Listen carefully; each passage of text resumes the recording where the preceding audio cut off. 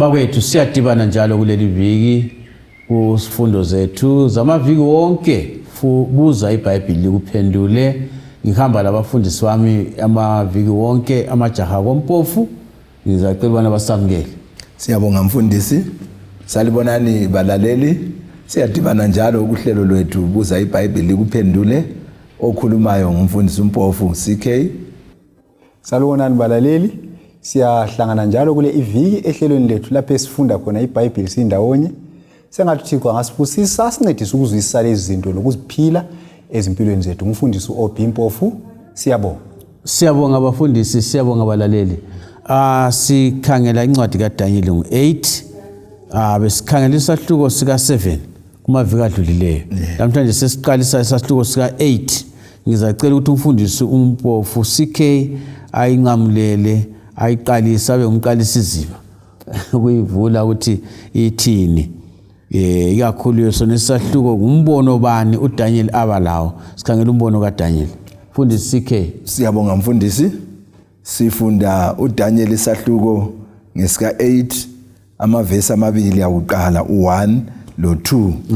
Ithi yona ke ngomnyaka wesithathu wokubusa kwenkosi uBelshazari. Wabonakala umbono kimi mina Daniel emva kwalowo owabonakala kimi kuqala. Ngabona embonweni kungathi ngisesusa emzini omkhulu welizwe lase-Elam. Ngabona ke embonweni kungathi ngisemfuleni uLayi. Ngaphakamisa amehlo ami ngabona inqama imi okhunjini lomfula. Yayilempondo ezimbili. Impondo zombili zazizinde, olwesibili lulude ukwedlula olunye. Ngamanye amazwi nxa singena kulesi sahluko sibona ukuthi umbono lo sokungumbono wesibili mfundisi. Ngoba owakuqala yiwona lwana ebesikhuluma ngawo kuDaniel isahluko ngesika 7. So nxa singena kulo umbono wesibili njalo owesahluko sika 8 siyisikhathi kubusa inkosi uBelshazari efanayo eyaba inkosi yabusa umbuso wokugcina weBhabhiloni. So lo umbono lo ubona uDaniel ngesikhathi sombuso weBhabhiloni usingakangena embusweni wesibili. Anti umbuso weBhabhiloni yilo umele ligolide, ikhanda legolide. So kulapho abona khona umbono wakuqala waphinda wabona futhi umbono wesibili. Womelwe isilwane futhi. Womelwe isilwane kuchapter ngo7. Wawubona ngesikhathi ubusa uBelshazari wabusa umbuso weBhabhiloni waba ngumbuso wokugcina. Kulapho abona khona lo mbono. Yikho sikuvezela lapho. Yikho sikuvezela. OB ungasincedisa kanjani kakhulu nxa sikhangela wona lo mbono ofananayo ngezinyamazana eziqanjwayo lokubana kutshona? Siyabonga. Sikhangela uvesi ngu3 Daniel 8 verse 3 lo 4 lo verse 20. Encenye ngingakabali lapha. Ngafisa ukuthi ngichasise ukuthi ngithathela lapha umfundisi umpofu ukuthi usahluko ngu2 lo 7 lo 8 ziyahambelana. Siyakhumbula ukuthi besilokho esigcizelela ukuthi usahluko 2 lo 7 ziyahambelana. Usahluko 8 la uyahambelana lezi zahluko lezi zombili.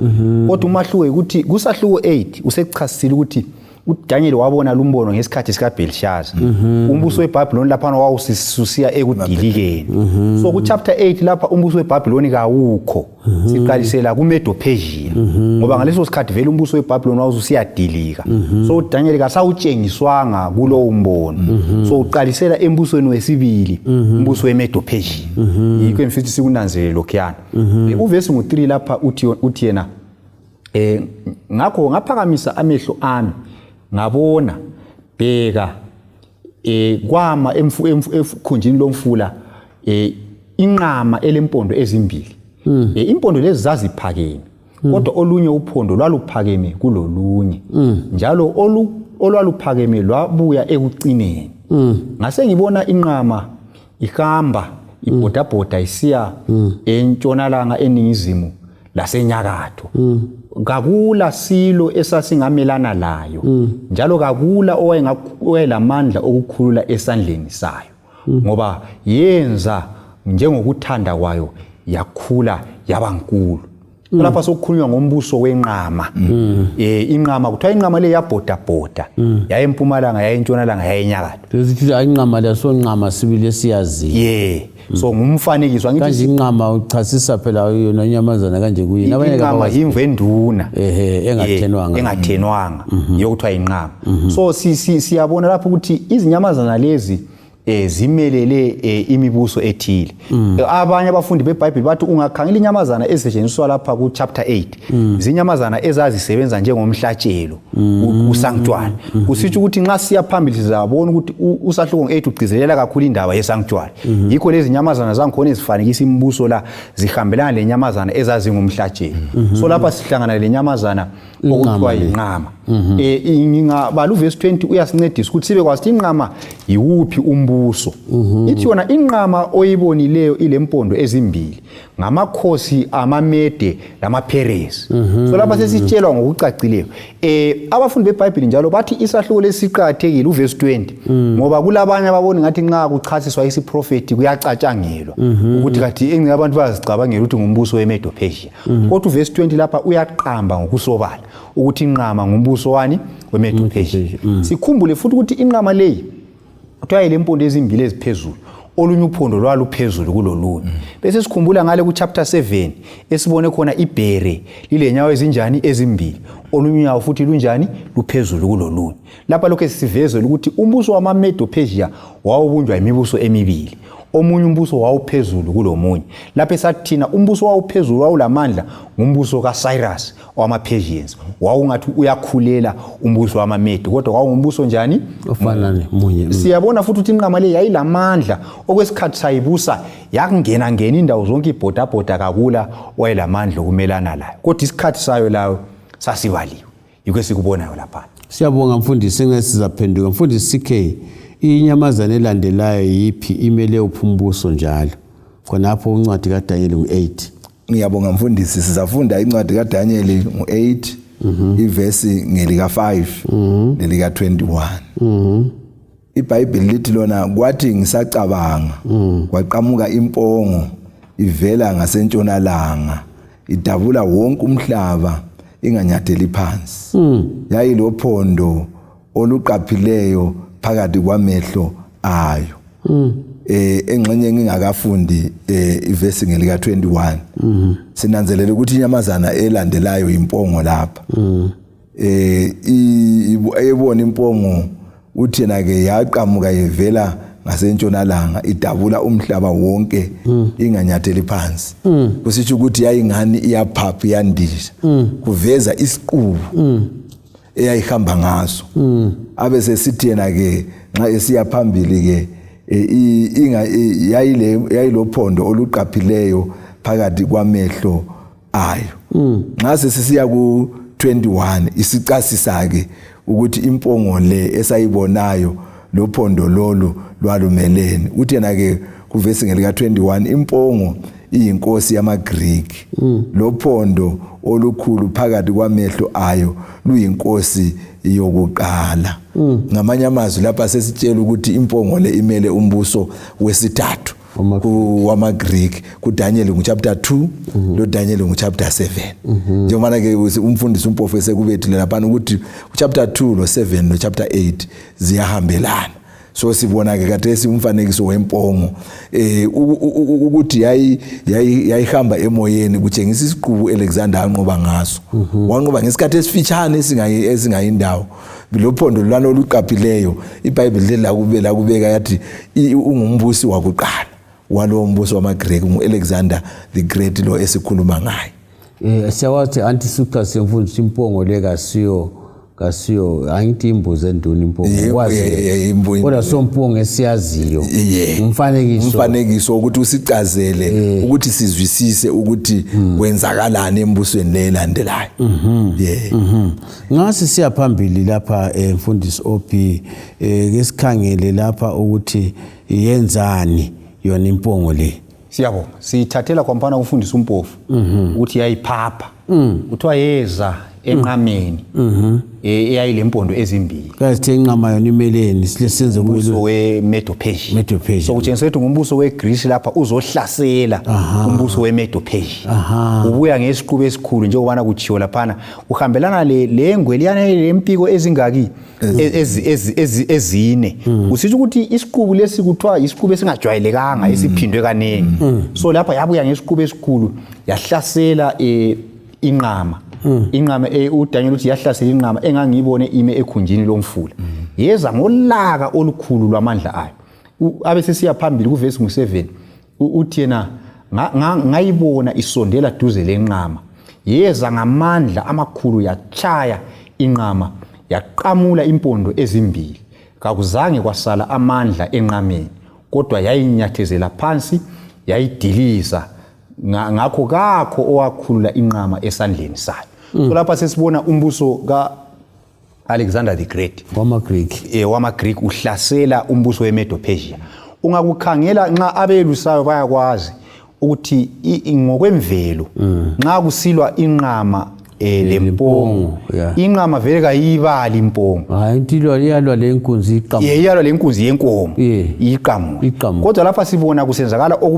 okuphikisana lalokho esikujwayeleyo sibona imbuzi kuyiyo enqoba inqama ungakukhangela lasembalini kwakuvele kunjalo nxa ukukhangela ufaka ama ratio imbali ithi yona i-ratio yamasotsha ka-Alexander inumber lamasotsha ama-Medo-Persians kwakuyi-1:5 usithi ukuthi kusotsha eliyi-1 elika-Alexander laliqondana lamasotsha angu-5 aye-Medo-Persia so owayekhangele ngama-numbers wayevele engasoze atshone icabanga wayevele abeGreece babengelathuba kodwa ngenxa ukuthi uNkulunkulu nguyolawula imbali yomhlaba kwagcwaliseka njengobana kunjalo ama-Medo-Persians banqotshwa ngama-Greeks babanqoba babadilizela phansi so yikho kukhulunywa nguvesi 6 lo 7 ukuthi u-Alexander the Great weza ngamandla amakhulu wanqoba ama-Medo-Persians u-Alexander waba nguye obusayo ebusa umhlaba wonke ngaleso sikhathi siyabonga mfundisi CK kuyini okwenzakalayo kulolu phondo ke olukhulu olwaluqinile kuyini okwangena endaweni yalo siyabonga mfundisi sizafunda uDaniel mu8 ivesi ngelika 8 lelika 22 ithi yona ke iBhayibheli impongo yazikhukhumeza kakhulu kodwa kwathi isilamandla uphondo lwayo olukhulu lwephuka endaweni yalo kwaphuma impondo ezine eziqaphileyo zikhangele ngasemagumbini amane ephezulu ngamanye amazwi lapha 22 uhlukase kanye u22 abesesithena ke uphondo olwephukayo okwakhula impondo ezine endaweni yalo lokhu kuyimbuso emine ezavela esizweni sayo kodwa ingabi lamandla ayo ngamanye amazwi lapha njengoba ke sesibonile ukuthi impongo le imele umbuso weGreek owawuthunganyelwa uAlexander omkhulu wawulesiqubu wanqoba ngendlela eyayingakhangelelwanga ngoba ibutho lakhe lalingelabo ubunengi obabulingana lebutho lamaMedai lamaPeresi so ke wazikhukhumeza ngaleso sikhathi ngoba wayenze into eyayingakazi yenziwe lo mhlaba lawo wamangala ngendlela anqoba ngayo umhlaba kodwa ke antsho iBhayibheli liyasitshela lapho ukuthi lolu phondo lwabuya lwenza njani lwaqhamuka kusitsho khona ukukhana ukuthi uAlexander esanda kubusa engakahlala isikhathi eside njengoba ke kwancintiswana ukubana ke ngubani ongabusa bangene kuNatheni ekucineni ke nguye wasala emi kodwa ke ngemva kokunatha ayekwenzile khona ukukhana kwambangela umkhuhlane owenza ukuthi afe masinyane esefileke endaweni yakhe kwasokuphuma ke ama-generals akhe wona lawana amane ukuthi abuse endaweni yawo kodwa ke iBhayibheli liyakuveza ukuthi lanxa ama-generals lawa abuse endaweni ka-Alexander amandla abo ayengalingani lamandla u-Alexander elawo so ke impongo le esiyibonayo lo phondo lolo lwaqhamukayo lumele umbuso kaAlexander then impondo ezine ezaphumayo kulolu phondo lwaqhamukayo umbuso wama-generals aka-Alexander amane lawana athatha indawo ngemva kwakhe angazi kukhona ongakwengeza lapha ya engene singakutsho kule nto ezimbalwa lapha esizifundayo nxa siuqathanisa lembali ukuthi uNkulunkulu nguyolawula izinto zonke. uAlexander the Great ungafunda ngembali yakhe kuthiwa uNdoda wayelobuciko sibili entweni zempi lezi. So nxa ufunde enye imbali kuthiwa uAlexander kulelanga lapho afusa ukuthi ayehlasela amaJuda abanqobi. Kuthiwa wathi esithi uzavukela khona kusasa ebusuku waphiwa umbono.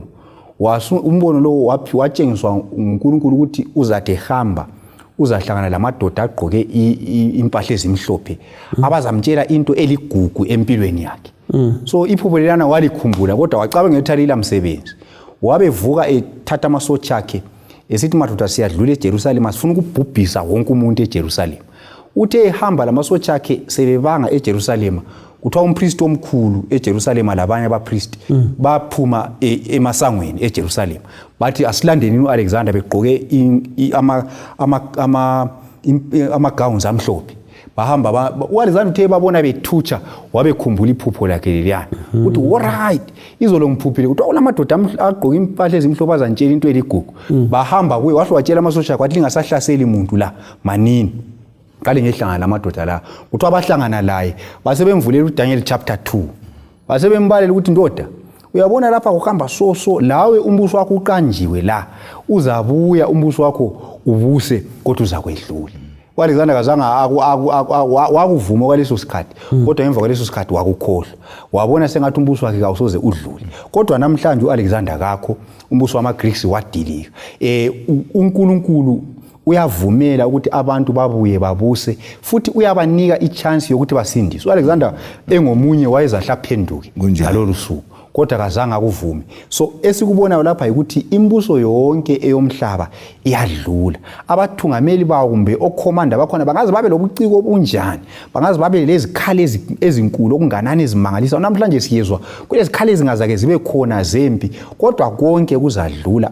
Ozagcina ebusa nguJesu ngoza kubusa labantu bakhe. Lokho sigcizelela ukuthi akungene embusweni kaJesu ngoba umbuso kaJesu yiwo ongayikuphela yiwo ongayikudilizwa ngomunye yiwo oza kuma iphakade lonke. Elokugcina sikhe ngiyabonga mfundisi.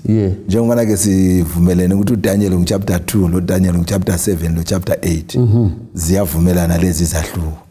Umbuso welitshe kuchapter 2 umele umbuso kaJesu.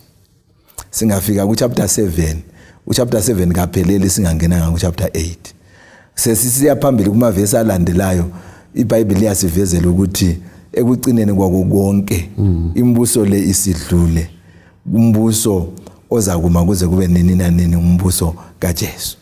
So kuza kuba kuhle ukuthi umlimi wesicasisela ngendlela asivezela ngayo amaqiniso sonke sibe ngamalunga ombuso lo ukwenzela ukuthi lathi singenzi njengoAlexander wathi lanxa ebona izibonelo lapha lalapha yana wabona ngazana umbuso wakhe ume kuze kube nani nanini. Akulanto ezakuma ilokho injalo kuze kube nini nanini ngaphandle kombuso kaNkulunkulu oyiwona engicabanga ukuthi sonke singenza kuhle sizenzele kuhle nxa sizaba ngamalunga alombuso. Ngiyabonga.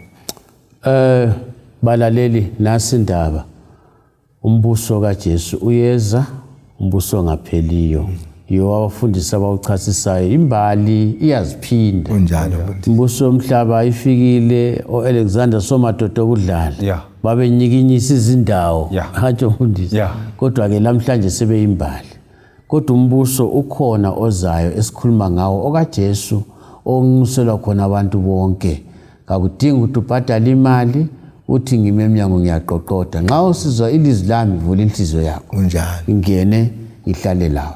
Ngilokho ngikhuluma ngebhuku lami lamaviki wonke balaleli engilinika mahala ukhona olicelileyo siyalungisa ukuthi alithole lawe nxa ulidinga The Great Controversy liyachasisa ngembuso yomhlaba lichasise ukuthi izaphela njani lokuthi umbuso kaJesu nxa ufuna ukuthi ube ingxenye yawo kumele wenzeni. Thumela umbiko wakho kunombolo zocingo 0718 444 196 0718 444 196. Ngibongela abafundisi besilabo besichasisela besincedisa. Inkosi ngani ngababusisa lawe kubusise mlaleli size sidibane njalo kuviki elizayo. Siyabonga.